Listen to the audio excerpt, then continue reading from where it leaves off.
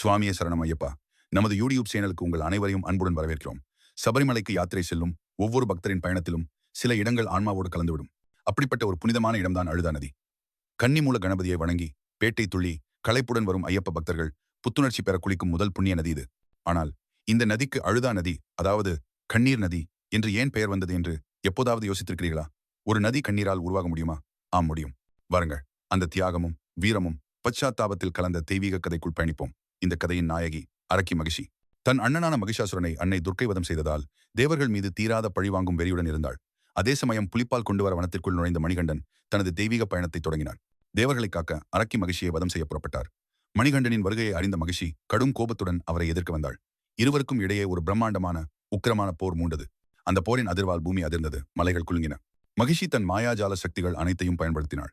ஆனால் தர்மத்தின் வடிவமான மணிகண்டனின் தெய்வீக ஆற்றலுக்கு முன் அவளது சக்திகள் பலவீனமடைந்தன.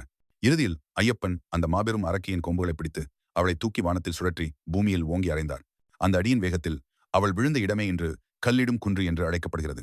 ஐயப்பனின் தெய்வீக கரங்களால் மரணத்தை தழுவிய அந்த நொடியில் மகிஷியின் உடம்பில் இருந்த அசுர குணம் அழிந்தது. அவளது ஆணவமும் அகந்தையும் அழிந்தன. அவள் தன் முன் நிற்பது சாட்சாத் தர்மத்தின் தெய்வம் என்பதை உணர்ந்து கொண்டாள். தன் வாழ்நாளில் செய்த பாவங்களையும் தவறுகளையும் எண்ணி அவள் மனம் வருந்தினாள். அந்த பச்சாத்தாபத்தில் வலியாலும் வேதனையாலும் அவள் சிந்திய கண்ணீர் துளிகள் நிற்காமல் பெருகி ஓடின. அந்த கண்ணீரை ஒன்று சேர்ந்து ஒரு ஆறாக பெருகி ஓடியது. அவள் அழுததால் உருவான நதி என்பதால் அந்த புண்ணிய நதி அழுதா நதி என்று பெயர் பெற்றது. ஆகவே நண்பர்களே, அழுதா நதி என்பது வெறும் நீர்நிலை அல்ல. அது ஒரு அரக்கியின் படையாத்தாபத்தின் சின்னம். அவளுக்கு கிடைத்த சாப விமோசனத்தின் அடையாளம். அதனால்தான் இன்றும் ஐயப்ப பக்தர்கள் அந்த நதியில் மூழ்கி எழும்போது தங்கள் பாவங்களும் ஆணவமும் கரைந்து போவதாக நம்புகிறார்கள். அந்த நதியிலிருந்து ஒரு சிறு கல்லை எடுத்து மகிஷி வீழ்ந்த இடமான கல்லிடும் குன்றில் போடுகிறார்கள்.